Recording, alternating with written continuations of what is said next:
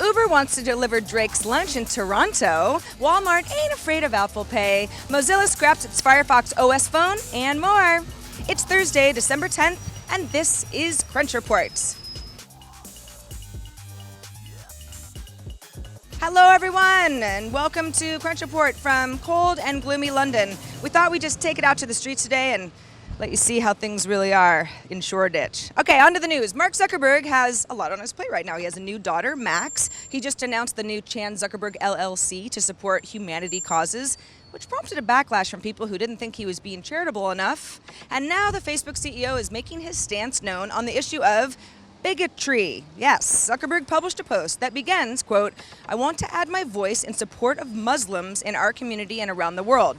He went on to explain that growing up as a Jew, he was brought up by his parents to stand up to attacks, and that, quote, "If you're a Muslim in this community, as the leader of Facebook, I want you to know that you're always welcome here, and we will fight to protect your rights and create a peaceful and safe environment for you."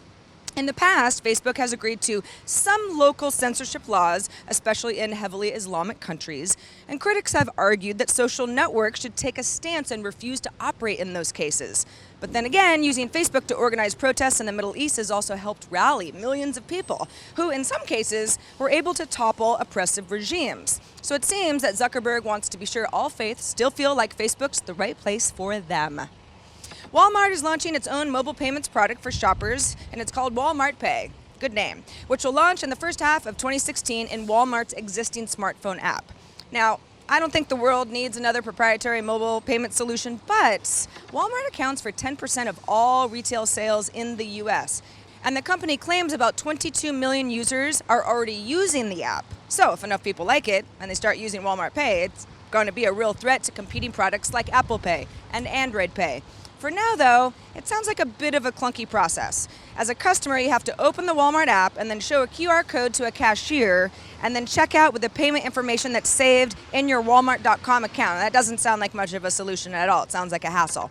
Remember, too, that Walmart has never enabled the NFC readers that are needed for Apple Pay, in part because it partnered with other chains like Kmart and Best Buy and 7-Eleven to make a mobile payment app called Currency, which has yet to publicly launch. Now, introducing Walmart Pay sort of indicates that the company might be distancing itself from Currency, although Walmart hasn't announced anything to that effect just yet. So on Monday at Disrupt, seems like a world ago, but just 3 days, Postmates CEO Bastien Lemon announced that the company was expanding into London. Well, Uber is going one step further into that space themselves in Toronto, where it's launched the Uber Eats service as a standalone app. Now, like Postmates, the service uses couriers to deliver food from restaurants to customers using the same fleet of drivers that would also pick people up. Uber's been offering Uber Eats for around a year and a half in several cities, and international cities too, including Toronto. But until now, it was always a feature inside the main Uber app.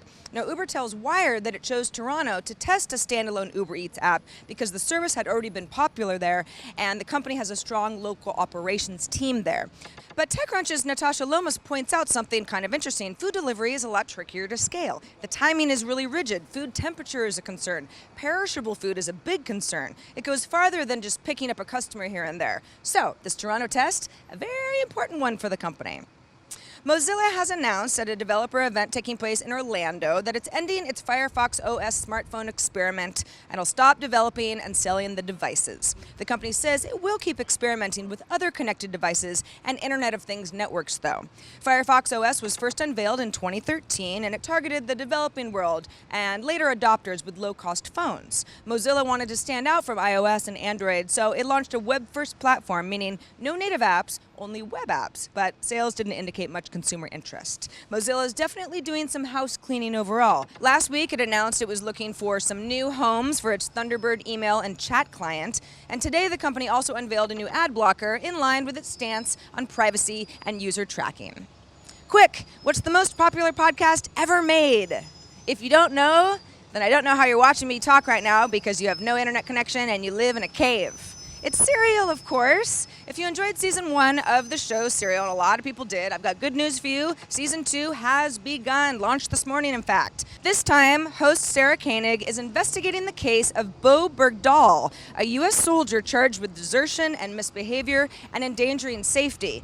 This is an interesting story. He was captured by the Taliban in 2009 and held for 5 years before eventually being released, and then accusations began against him that led to a military investigation.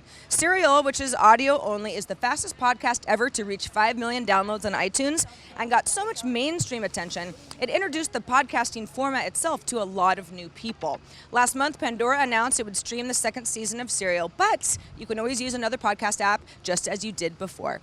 And that is the report from the streets of London. Thanks for watching, everybody. I'm Sarah Lane. Crunch Report airs every weekday at 7 p.m. Eastern, 4 p.m. Pacific, right here on TechCrunch.com. You can also find us on iTunes and on YouTube, and we pop up on Facebook, too. See y'all tomorrow.